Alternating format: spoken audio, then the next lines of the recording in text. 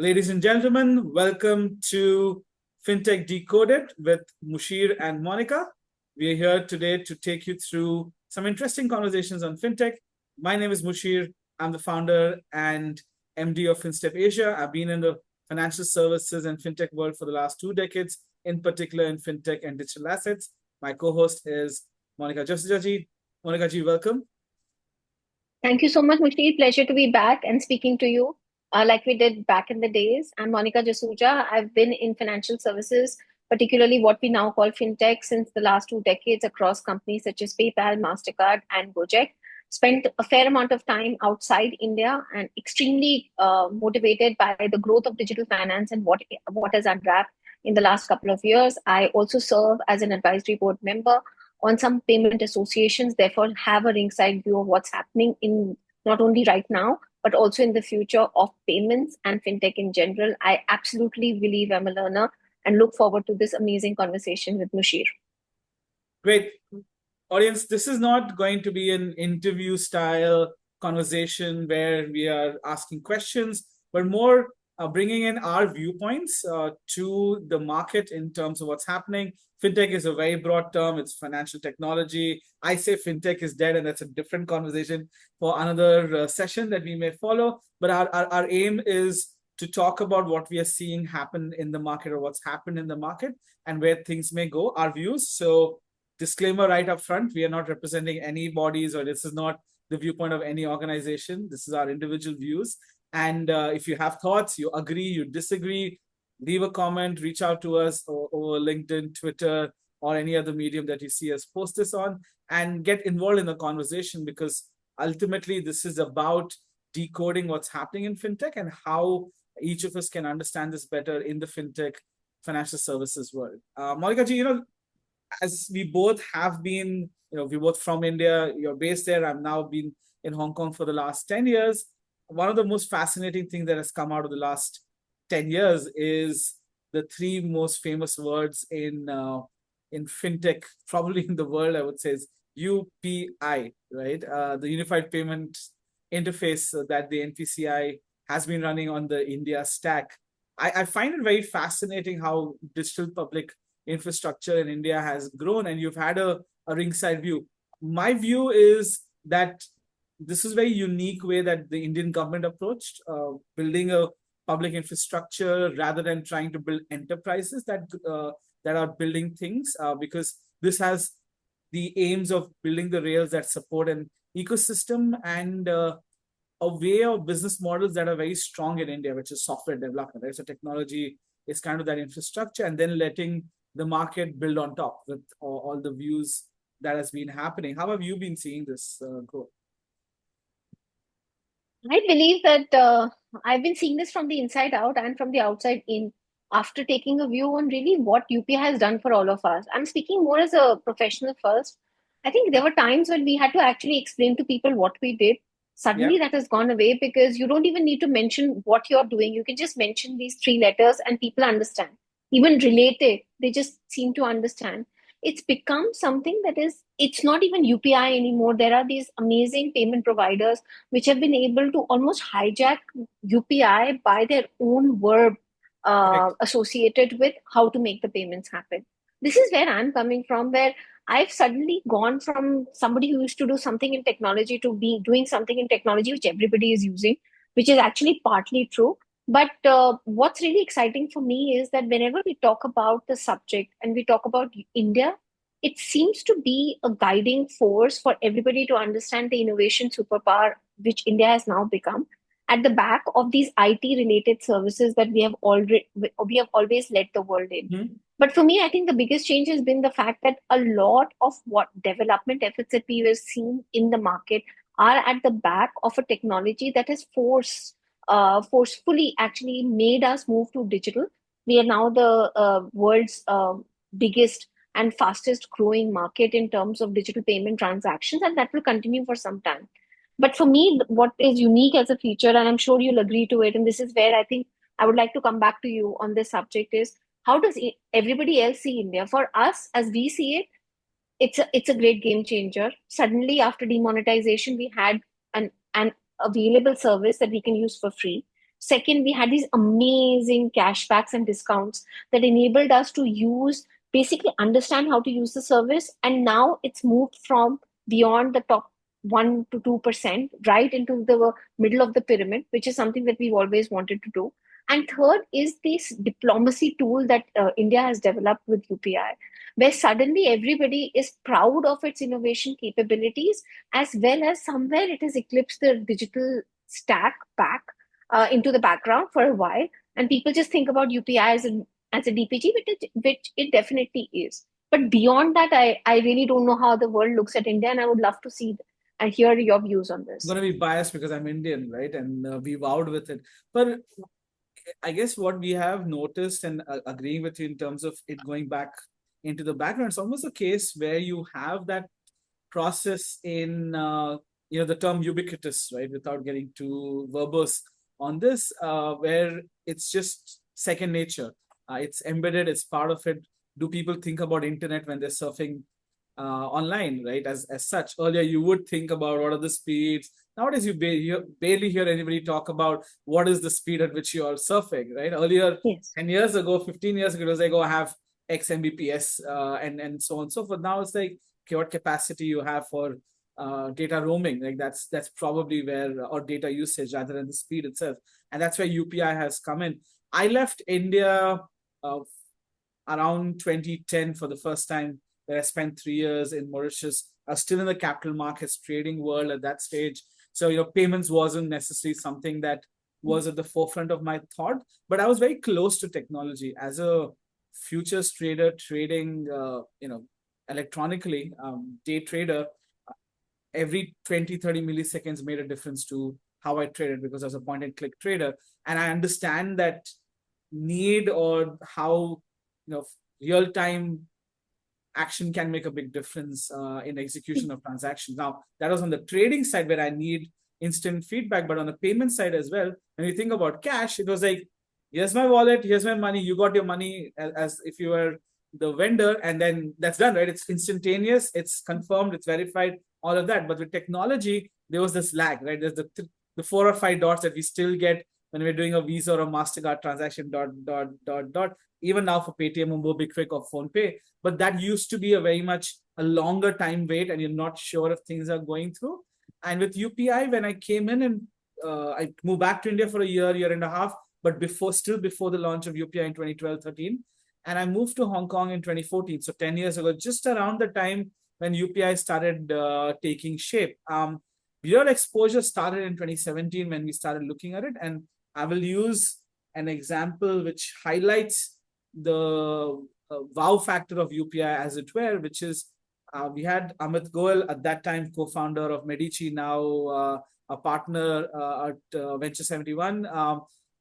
He has been somebody who been propagating and talking about payments, in particular Indian payments, and being a voice for Indian payments for a long time. He was visiting Hong Kong for some business, and we had him over to speak to a group of fintech aficionados, largely people involved in fintech and banking, the top founders and others.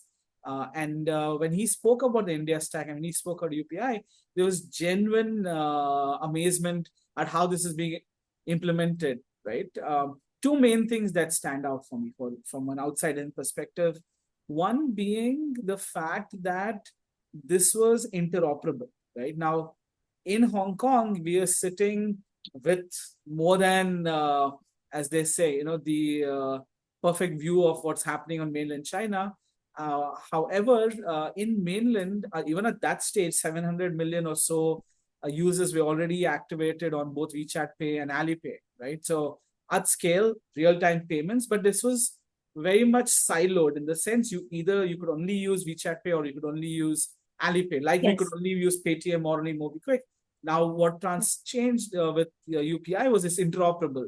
And it's taken a long time, even in China, for these two giants and others to become interoperable. So I think that was one first main thing. The second was the fact that the infrastructure is not built by private agencies, but by government agencies, and is robust and is fairly competitive. So I think that was the way I would say that were the two main strengths of UPI looking outward in.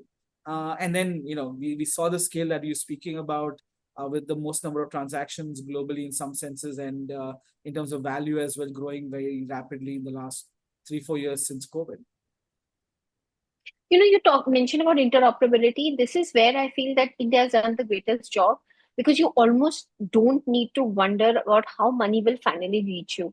And you don't care about these islands anymore, which have become very famous. Of course, also propagated at the back of digital wallets and PPI instruments. So completely makes sense. But right now, I think there is a little bit of a small fear also, because of the way the user experience has Yeah. been is right now across the two or three major players that almost have 80 to 90% of all the market share.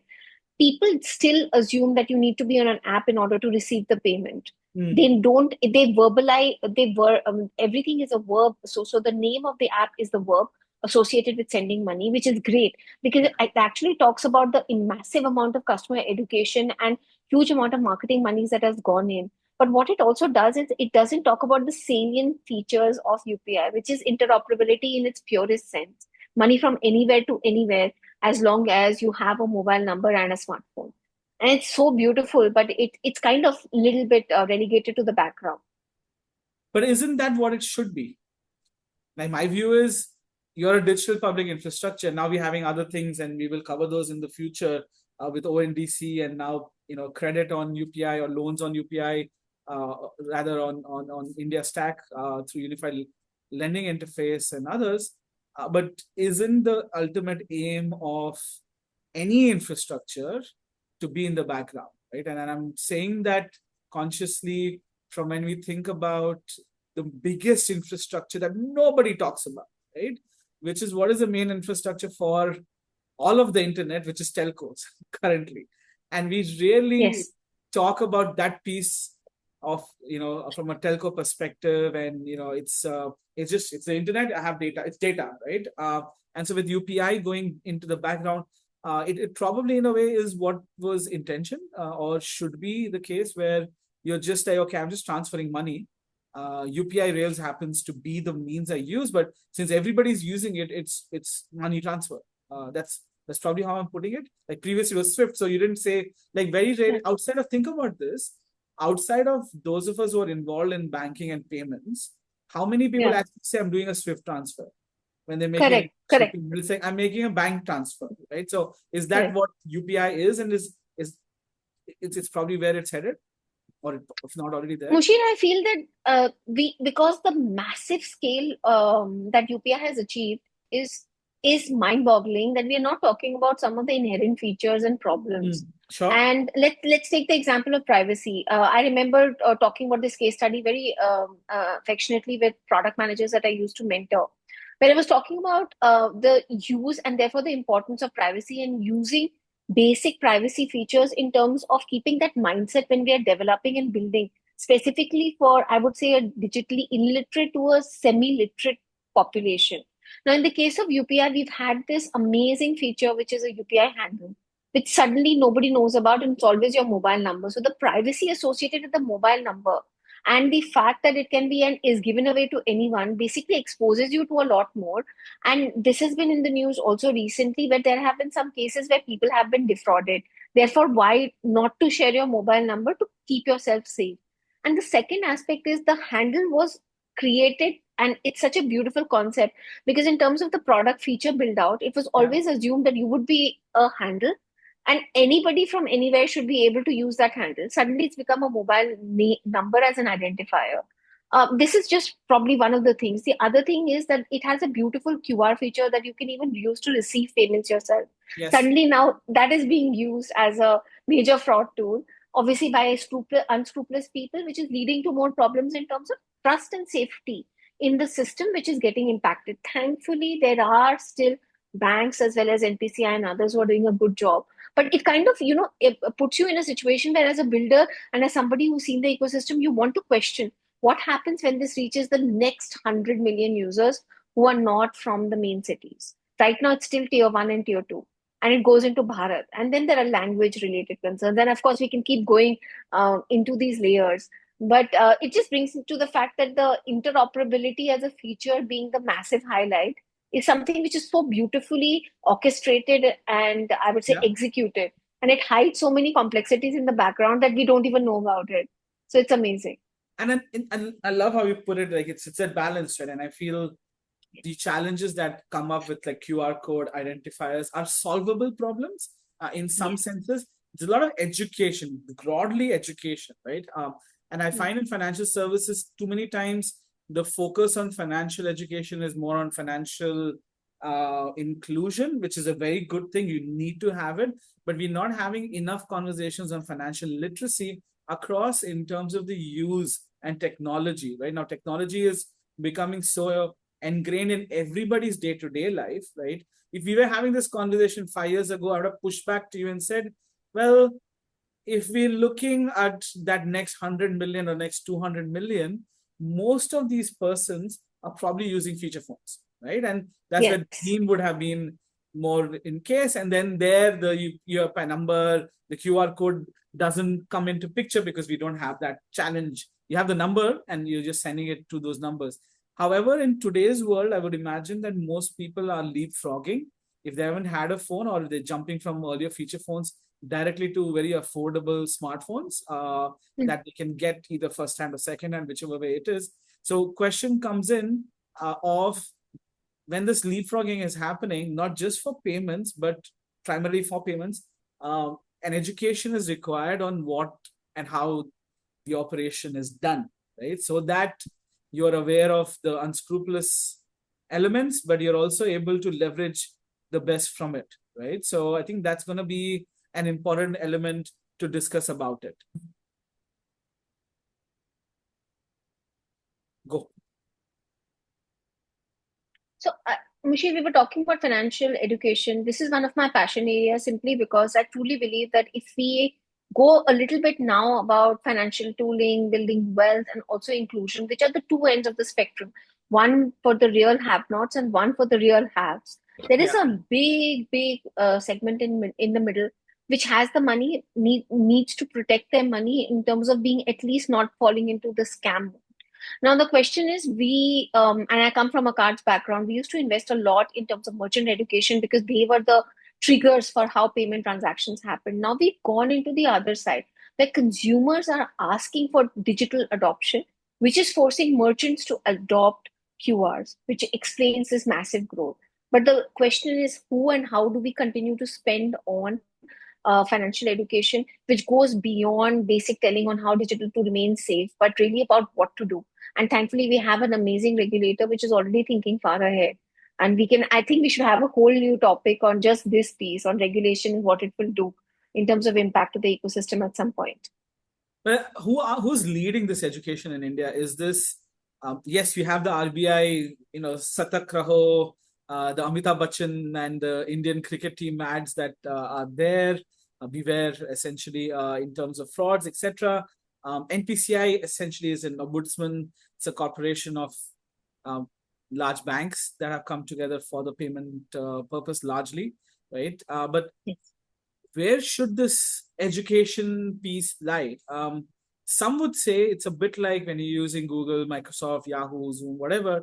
There are a lot of this education is to be done by these big tech giants or the payment players because at the end it is their users and their customers, and hence having that education is not only money. It's not money wasted. Quite a few times it's like on the other side, as I said, although focusing on financial inclusion and education, a lot of times it's like, oh, this is a cost burden on us. Whereas I believe education empowers.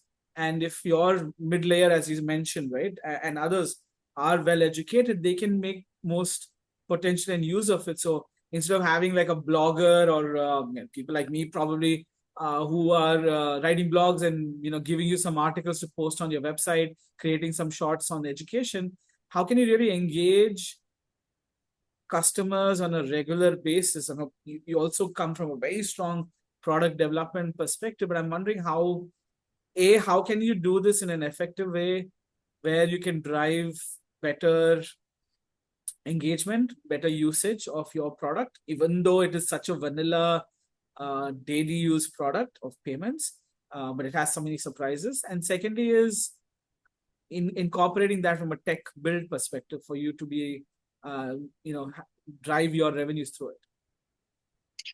This is probably one of the biggest questions and mysteries that need to be solved by the product builders out there. You don't want to make the payment transaction and create friction.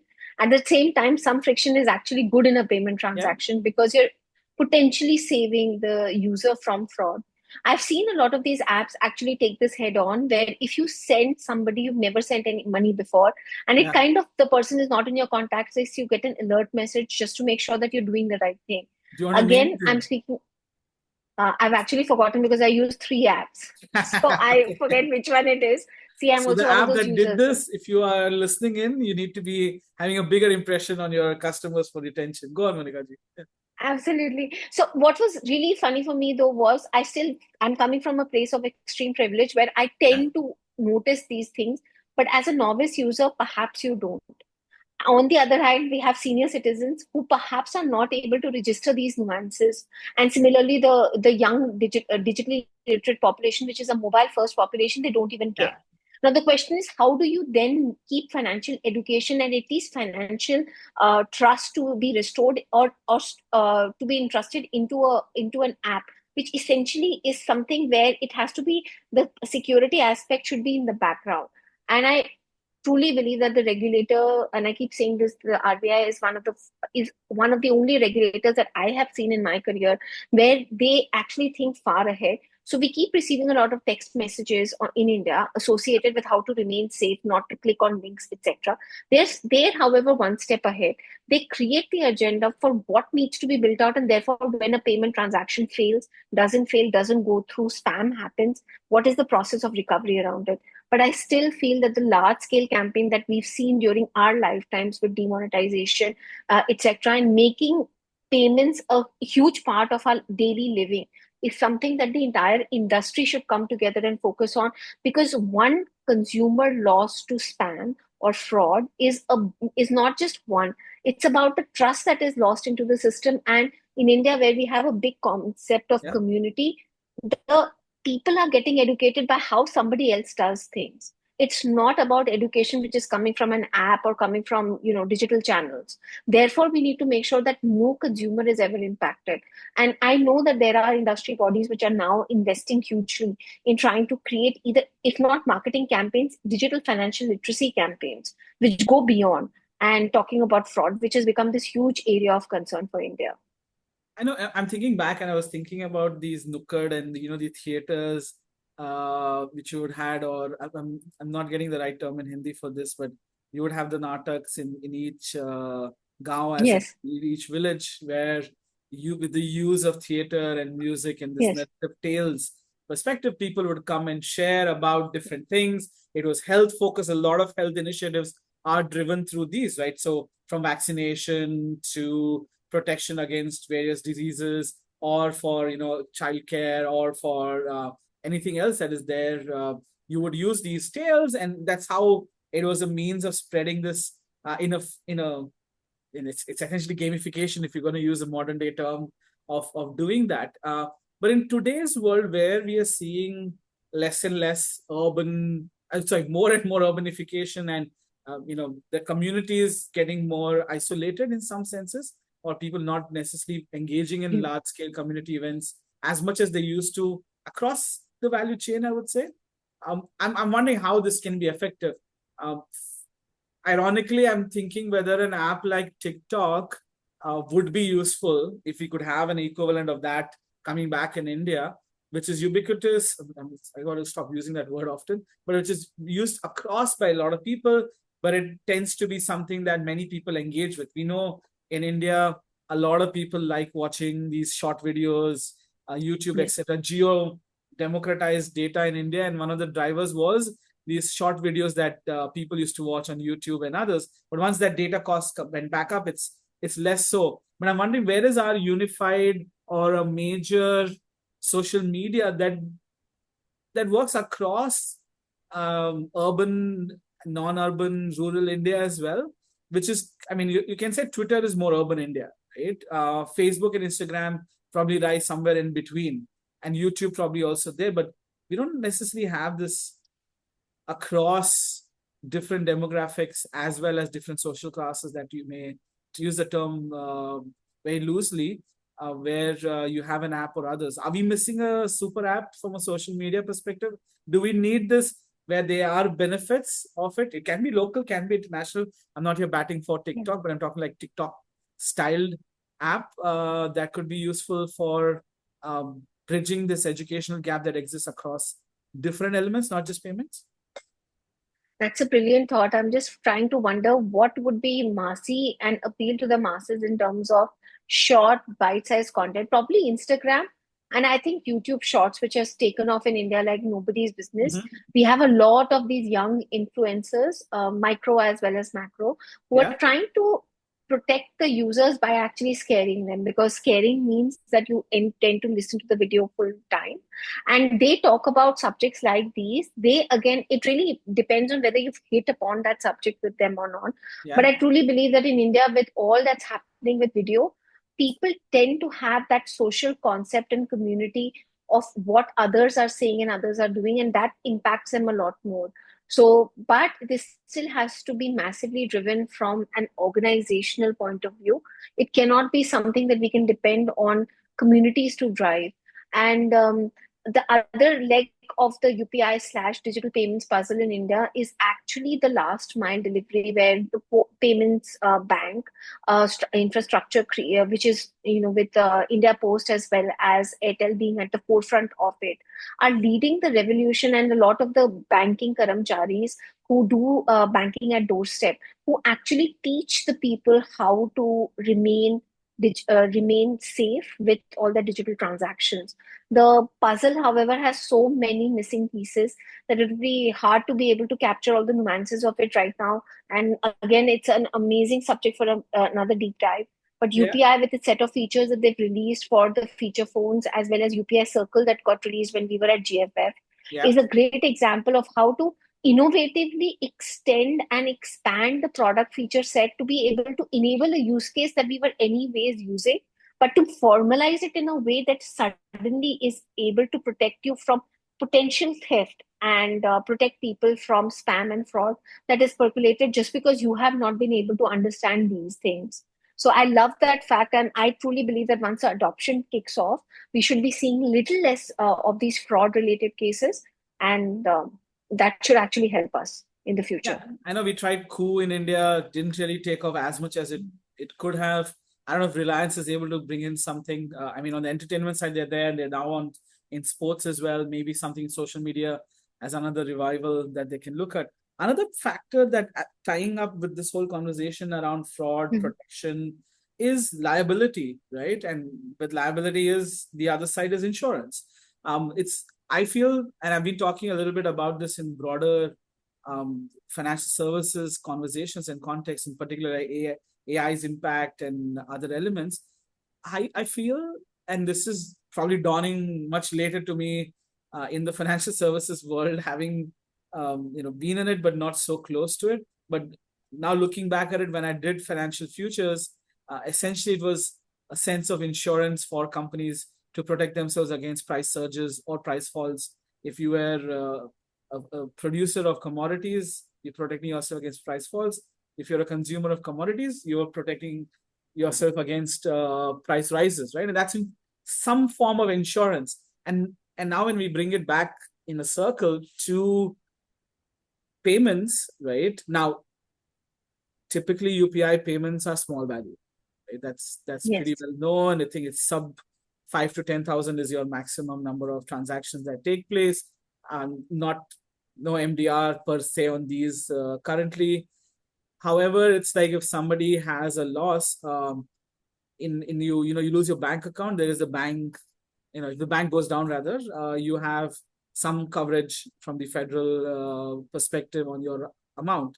And if there is a credit card fraud, and cards have actually done a decent job at it, and we have to, I think, acknowledge that, and maybe there's something to draw from there now thinking back about it, is credit cards have a pretty decent and robust fraud protection and fraud remuneration in terms of insurance that is given if you have been defrauded and you can prove that it was a fraud. A lot of times you're able to get your money back and this cancellation, Yeah. etc. Right?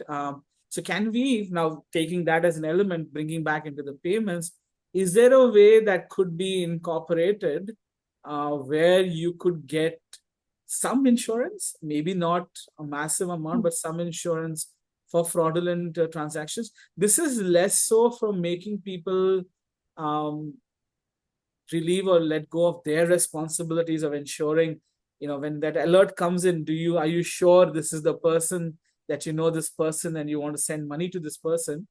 Not ignoring it, but ensuring that if there is genuine fraud that has taken place or a mistake, then there is some insurance covering it, and maybe incorporating it as part of the overall transaction, like a very minimal premium. I don't know, 1 rupee, 10 rupees per month, something like that, which could help with the users. And I kind of feel users will probably be okay with it. I don't know. What are your thoughts? I totally agree. I feel that we should be thinking about these kind of layered use cases on top of what we love to use. But I think the fundamental issue then quickly still becomes, how do you monetize UPI? Well, Yeah. there is obviously MDR, which is not something we would like to get into. It's a whole new debate. Yeah. But the other thing is about paying for things. Now, India has been massively, I would say, defamed into, talking about the India opportunity where Indian consumers don't want to pay. I feel that that's absolutely wrong. Indians will pay for the things that they feel that they are getting service for. And OTT is a massive prime example of this. OTT has taken off to the extent that films have been facing the wrath of completely of cinema halls which are completely empty, and everybody wanting to do OTT, which is mainstream cinema actors wanting to do OTT ahead of cinema. So the same question becomes: so if a person is willing to spend for entertainment, why will they not spend on protection of themselves as well as their money, which they have rightfully earned after a lot of hard work? Now, Yeah. I think that's where, as an industry, we have to start thinking and going beyond the opportunity into the actual bite-sized opportunities that really exist. India is and always will remain a sachet economy. There's absolutely no defaming either India's the way we function or how we like things. But micro insurance and insurance-related products have taken off. Car insurances and other kind of insurances being bought online and only online have taken off. But and you mentioned Amit earlier, I remember one of his tweets about this subject.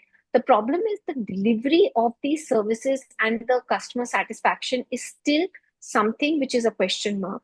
And we are used to these large, massive institutions which stand for something. Their name stands for value and satisfaction. If you thought about India's most trustworthy brands, there are only a few that come to mind, but they are associated with quality and delivery, and of course, trust of consumers. This is where I feel that a lot of the financial products that we already have are doing a great job. They still need to do a lot more to earn the trust of people, to make them want to part with their money for things that are actually useful for them. But to feel that they are paying a provider who will not run away and is not one of the fly by night operators who will not be visible anymore because it's ultimately handling funds. And one quick nuance that I feel that we are losing out in this normally when we talk about UPI is that the money is actually going from your bank account. So the money Correct. remains mostly Yeah. safe. And it's not like other instruments where you can run out of all the cash, unless, of course, there is a mistake to be made. So Indians want that trust. And I love this particular use case where you remain protected for a small sum of money. We need some provider to actually think about, and maybe there's a regulation or two that would need to change as well to provide this kind of service. But it would be massively at scale. It would reach a lot of people who could protect themselves, and especially their loved ones, actually. Now, this is interesting, right? UPI. Now you brought a fact about its banks, right? It's a bank account to bank account, be it a full Yes. scale bank or a digital bank that may exist. We have very few of them left, frankly speaking. A whole different conversation of why we don't have too many digital banks. Easily Yes. explainable, but we can have that conversation later. But yeah, these are all KYC'd accounts, right? You are connecting Yes. your payment, this thing.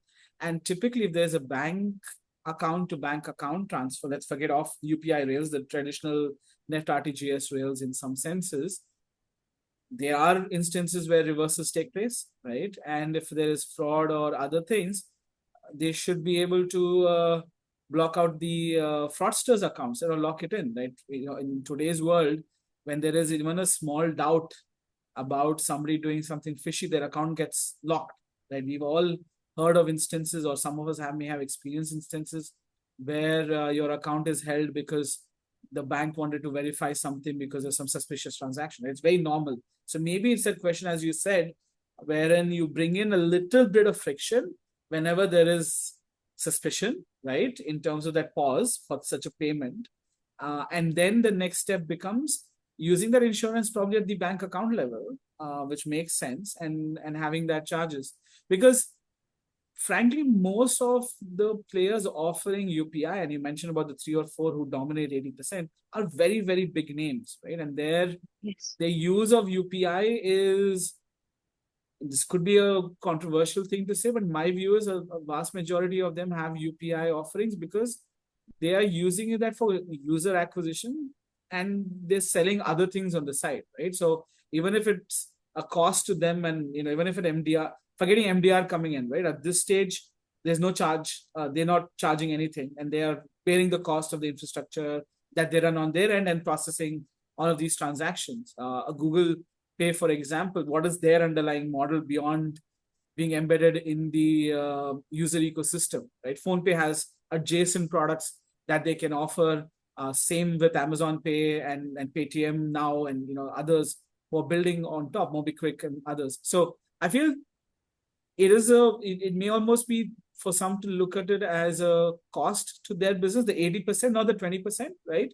And hence they could be the ones who could lead in terms of adding a little bit of that basic insurance product that they may personally have. PhonePe has their own insurance products as it is. Paytm has insurance tie-ups. Maybe this is for them to kind of take the lead and say, okay, we will give you a little bit more. Maybe we'll charge you $5 a year, or sorry, 5 rupees a year, or 10 rupees a year for protection, up to 2,000 rupees for any transaction, up to 10,000. If you want beyond that, this is why it will help. And we are doing our best to protect, because a lot of them are spending millions of dollars and crores of rupees, if you're going to go into rupees, on this protection, and because reputational damage is a massive thing. So I feel there is to be given. I'm not taking away the responsibility from the infrastructure provider, in this case UPI, to safeguard and protect and provide all the rails, which they are. But I feel it's the private enterprises also could potentially look at this as an element of cost that comes in. Yeah, it's massive cost whenever transactions are done. But should we demand more from them? I feel we could. I'm also wondering what would be the stance of the regulator in all of this, because the regulator could easily think that putting in a few mandates associated with how money should move, how money should be handled specifically in the case where reversals need to take place, the time that it takes for a reversal to take place, the time that it takes for a fraud to happen and to be investigated and closed. These can be safeguards that, or ring offenses that they can easily manage. So the question will be whether they will allow, and whether there is a use case here for them to be able to think about whether a regulation will be able to protect all the consumers regardless of which app they're using. So that also, I think, calls into consideration the stance of the regulator and whether they have been hearing on the ground whether such things would be even plausible from the money protection point of view, from the money movement point of view, where this might be possible. But it's a great use case, Musheer, to be able to talk to some of our friends in the ecosystem about and what they think. Because you're absolutely right. Money has to be made, right? And this is not about money to be made from consumers, but this is an essential service which is built on top of UPI to be able to protect the consumer, as I see it. I think both of us have elderly parents. A lot of us in our age group have elderly parents. My biggest concern, I'm here in Hong Kong, my mom's in Bangalore, regularly uses Google Pay and Amazon Pay, has got scammed once where luckily it was only a few thousand rupees in some senses, not going into a large amount, where she clicked a link and made that payment. But this is very normal for her. Now, my concern is not only at a level where the QR code may be a scam or a link may be a scam. I'm not even sure how secure her phone is, right? A lot of us take our phones to be highly secure. We don't really pay much attention to cyber security as we would do on our laptops with McAfee or whatever you want to use for protection. But when it comes to the phones, you kind of feel they're a lot more secure than they actually are. And as you are less technologically aware, then it becomes even more harder, and you just trust things or you don't trust at all. So that's where I feel is a big concern, and an insurance can give some sense of relief and bring in more users or scale the users, right? You may use more bigger scale of amounts because you're more sure that if something is a fraud or a scam, you are covered a little bit, right? A bit like medical insurance in some senses. But I think that could be something to explore. More so when we take into account how UPI is now going international, right? We now have a UPI International and PCI International as such is doing a great job. More and more countries where you can now do real-time payments from and to from India and to India, right? Singapore, Middle East, UK, I think also in Northern America, from if I'm correct.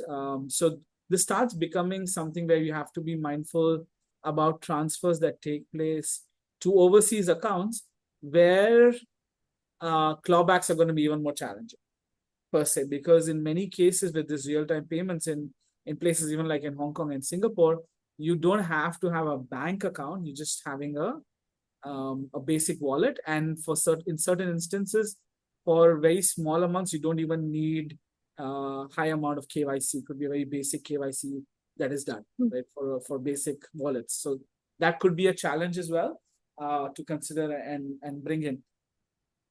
As we are moving into this conversation and we're floating towards the NPCI internationalization, are we now at a stage locally, and this is, you have a much better feel and sense since you're working and have worked on multiple things there in India, on from a penetration perspective for real-time payments, have we reached a decent point where it will organically continue to grow and does not necessarily require a huge amount of effort to reach 100% or as close to 100% saturation or coverage in the coming, say, 5 years time? I totally believe that that's very much possible. I know the CEO of NPCI had said that 1 billion transactions a month should be their target, and that's very much doable as well. But it also boils down to how much an Indian really earns. We know there's a massive disparity between the haves and the have-nots in India. While the per capita income for Indians continues to increase and it should be on its way up, the digital penetration and the ability to be able to pay for example, a basic tenet of how Yeah. UPI works is through a mobile phone and a smartphone at that. I think affordability becomes a main concern, but as the quality of lives actually improves, I do hope that there will be more and more people who will come into the ecosystem not driven by force but by choice of not just being able to pay for these transactions, which is not in terms of MDR, but to be able to use the mobile phone and be part of the whole digital revolution that we are able to see. And this is where the other sides and other parts of the digital stack also come in, because it's the ecosystem multiplier effect that I feel will help this massive scale that we need beyond the middle of the pyramid to reach the reach the real people who need this instrument, not just to live, survive, etc., but to be able to get better access to a different or a better life through the digital socially good products that are being built out by the digital stack. Now also that there is one more thing, that it's not just about the ability to pay, ability to use, but the ability to be able to handle their own money. We have a lot of Indians who are not literate. We also have plenty who do not want to handle their money because they simply do not have the time and the bandwidth while they're trying to survive for the daily bread. So we have these kind of issues with regards to how UPI can hit its absolute saturation point. But I believe that the winds of change are already happening, and thankfully, because of a lot of the government related schemes that are run on essentially the India stack to be able to give this subsidies, etc., directly to the bank account. A lot of people have become comfortable at least the bank account and the mobile phone, which is a basic non-smartphone or a feature phone to use. So I feel that this transition will take the longest period of time, but it's for the industry as well as for the ecosystem to continue investing, because that essentially is the public good that we all wanted to create, so that those people who do not have access will get access to services that they just don't need, but they shouldn't have to aspire to it. These are services that they should be able to use whenever they want. And yeah, I mean, sometimes we forget the scale of India's population. We're now the world's most populous country, 1.5 billion plus people, right? And then the Jan Dhan account that you're alluding to, which is where the government of India established over 500 million, close to 50 crore accounts, right, for a wide variety of people, especially at the bottom end of the pyramid, who did not have access to financial services, banking, and then having that underlying layer of India stack, which can then immediately be connected to it, right? Funnily enough, in a lot of emerging markets, you tend to see a much higher, in fact, double or triple uh, percentages of levels of mobile phone penetration as compared to bank accounts, right?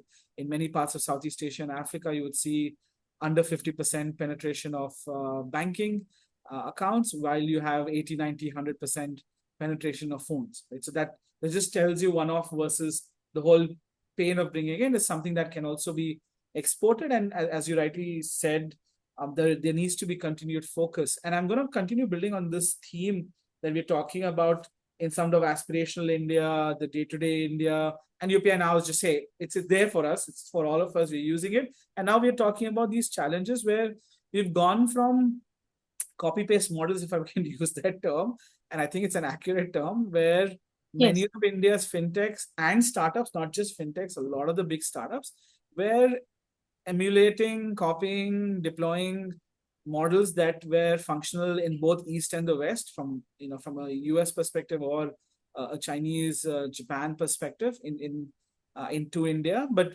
what we are now seeing is a significant change which is serving for Bharat, for India, and it's a very tailor-made solutions and products such as the unified um, loan interface, as it were, the lending interface. I keep mixing up the words. The unified lending interface is going to be for India, right? ONDC is again for use cases that are serving the person on the street and not just looking at a small target segment which uses e-commerce, but everybody who can use e-commerce and can't necessarily be able to pay large scale providers, right? And ONDC, I think, is a nice conversation to speak about. But what I'm trying to speak about is a lot of these DPI, the digital public infrastructures, are enabling. UPI is probably, after Aadhaar and supported by Aadhaar, the most prominent that we see. Now, payment players, where do they go from here, right? On one end is lending as an add-on, right? MDR is a conversation that we keep having, it keeps coming up. So if they are to stay, let's say we assume that some payment players are just wanting to stay in payments, they're not looking at adjacent in terms of lending or wealth, etc.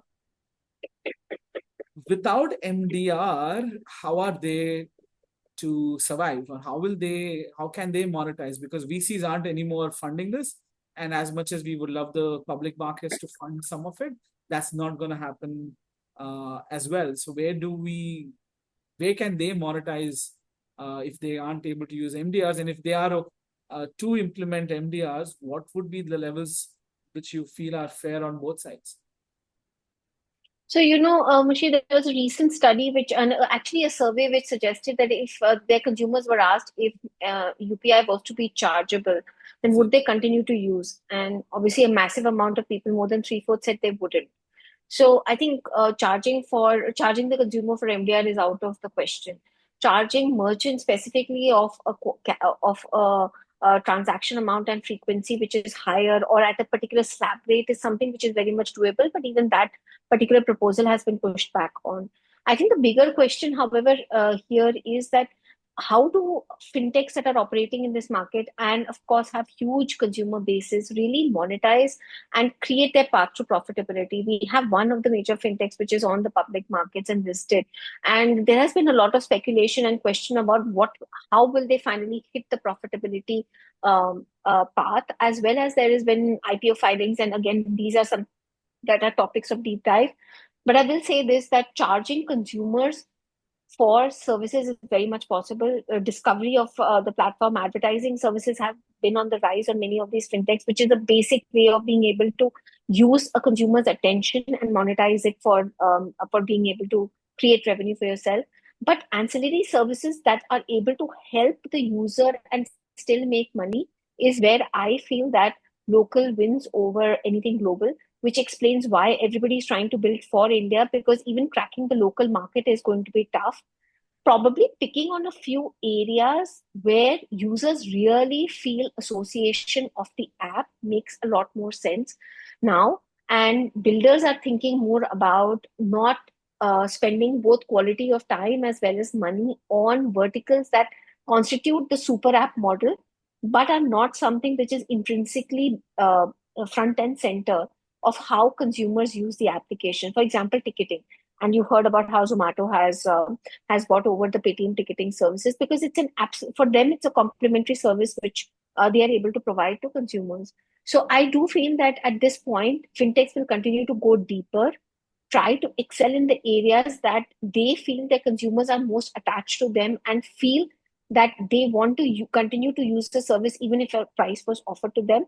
And then there are obviously the basic business models associated with revenue being generated and the bottom line being positive, coming from various services which actually tend to make money, which is eventually either charging the merchant or consumers or even businesses in order to be able to use the platform. Because, looking at UPI transactions and statistics that came out in a couple of months ago as well, but 60 odd percentage are P2M, right? So person to merchant. So, and people are using to pay out to merchants, while P2P is about 37%. And you can see that a lot of these transactions, when we look at P2M, are in the 0 to 500 rupees range. So for those who are looking, it's about $7 US range. $0 to $7 US range is 85% of these transactions. So is there enough margin there in some senses for you as an MDR? What are you going to charge when these are small transactions where you're going to the Nukkad place and buying a chai or getting a pack of Maggie or my favorite Parle G's, right? How are we? Is that to look at in the future in terms of scale that we can achieve and hence be able to monetize? I think we can. I think that's a good point. The fact of the matter is that we will have to look at these options. We don't have a choice, because eventually there has to be somebody who has to pay for the services to be up and running. And there doesn't seem to be any other option, to be honest. Okay. And I was also thinking, a lot of times we get this pushback, and maybe because we haven't yet across the curve reached a higher per capita, and every rupee counts for a lot of people. And it does matter no matter where you are, but it does pinch more as your income levels may be lower at some stages. Is convenience overrated? My view is one of the ways to pitch a charge on your payment is convenience, right? Earlier, if I had to pay somebody, my friend or my whoever, or a merchant who is half an hour away, 1 hour away, I would need to physically take that cash to that person and pay, go to that store, etc. Similar story with the D2C conversation. But when you are getting that payment on your fingertips, you don't have to travel, right? You don't have to spend time. So it's both a convenience from a time plus travel perspective. Do we need to highlight that more? I feel that could be one of the ways to talk to people. Is people will say, hey, we will go do it. But in reality, we are so used to convenience now. There's a joke about, I was reading online on Twitter where this student forgot his admit card for an public exam. And instead of freaking out, he just stepped outside, used a printing service, and also ordered some Pepsi and some pizza alongside, or some snack alongside. And in 10 minutes or 15 minutes, he had all of it. And he was pretty chilled out because didn't have to bother about going to try finding a printing place or going back home or calling people up. And, they have to be there, all of this, or having to run back and trying to do this. There's that huge convenience. And people do pay, people, a lot of times these stores charge more than when you're doing these quick commerce. the pricing is slightly above where people aren't paying attention to versus what you would if you walked into a store, right? And it's probably just a matter of how you pitch it. I would agree with you. I feel, in Indonesia as well, services are charged and people are being more than happy to pay for them. And this is where I think the fallacy comes in. We are normally thinking from within the vantage point of what we are building for. And we forget that this is actually not the case. We have to test it out with the market. The concept of convenience fees has become mainstream with quick commerce as well as food delivery apps which charge for convenience. The question, however, is that because, and again, this kind of ties back with this entire framework that has been created with UPI and digital payments, and it's a public good. So public goods are available for free, and it's the taxpayer who's finally footing the bill. But the pain of having to pay every time doesn't hit you, and it's become so mainstream that you don't even end up realizing how much you're paying with UPI.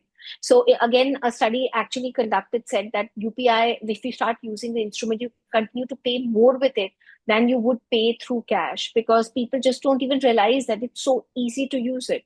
So that's a great thing. And I absolutely love the concept. But the question is, we have to be able to go beyond what I would call the government regulator and also think from this from an industry perspective to push MDR in its finest form and in its purest form, which essentially is an ability to be able to protect the bottom line and continue to pay for both technology as well as other upgrades that are needed to keep the payment system going.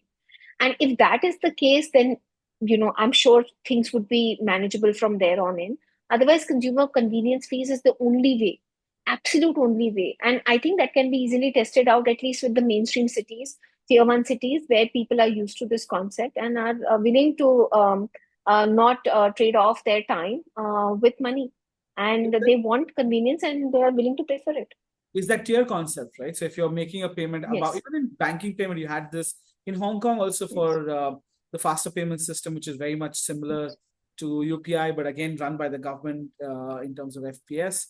Uh, Up to a certain amount, you typically aren't charged, and above that, you're starting to see some charges. But in the initial days, the banks, the payment providers do not charge anything, right? So you could have as large transactions, but you could say, hey, above, up below 1,000, no charge, above 1,000, a certain charge, and that could be started off, as you said, in the urban cities. I also want to play devil's advocate here and say that, or question rather, where you brought in the point about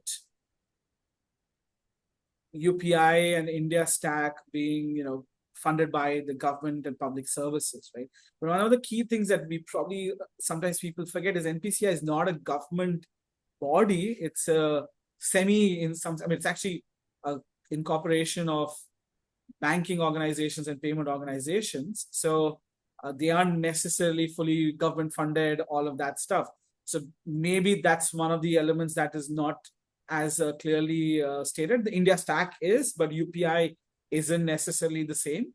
Number one. And the second devil's advocate piece that I want to put in is, if it is Indian government, or even if the Indian government needs to take a little bit of that cost in terms of our budget, should Nirmala ji and the government consider allocating a little amount there? And the logic I have for that is, one, if you think about physical cash that used to be made and produced, that's coming down. So the production costs, etc., should hopefully be down from an RBI perspective, and the circulation numbers will continue to fall as there's more digital cash, and so maintenance of all of that comes down. And even for banks, etc., your cost of physical ATMs, all of this is going to start falling down, because a lot of times people aren't anymore using ATMs, right? So your maintenance, the number of ATMs you need, all starts going downward, right? Number one.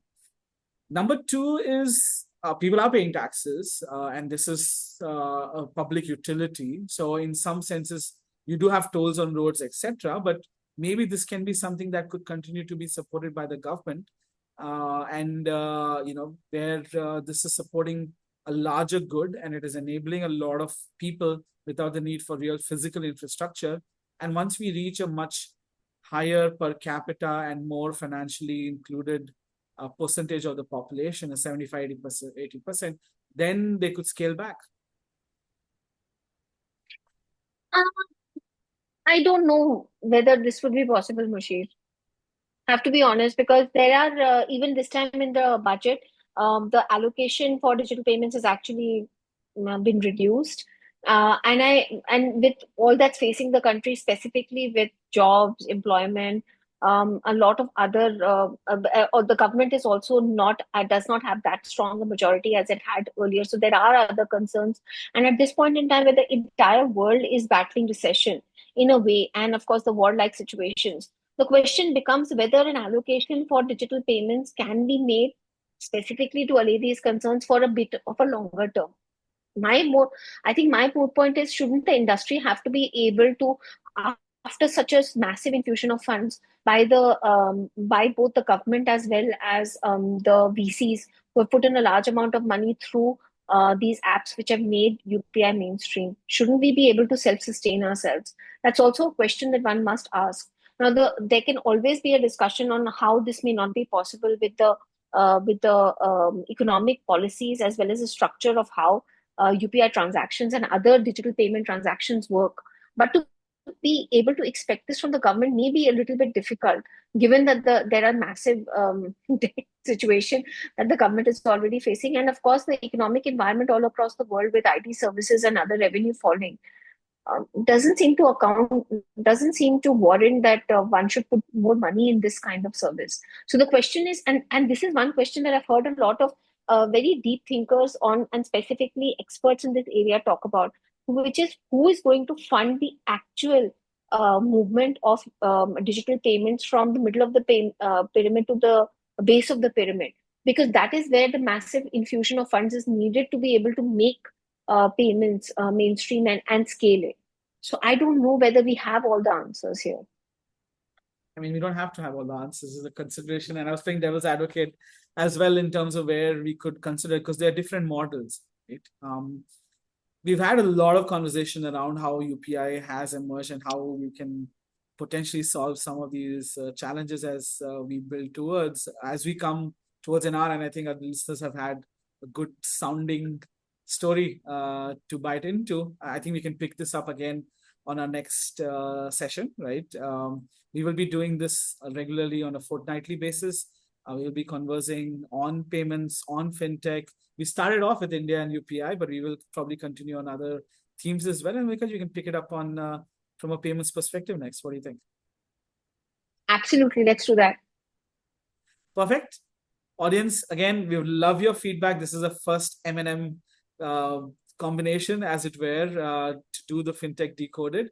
And we would love your feedback on how you saw the conversation, what you would like to know more about, what you would like to know, have less of, maybe probably me talking less, but how would you want us to go forward? Any ideas or themes or topics that you want to decode further and want us to take a deeper dive on? We are more than happy to have that conversation, and we will hopefully also bring in more guests who will join us in these conversations in the coming weeks.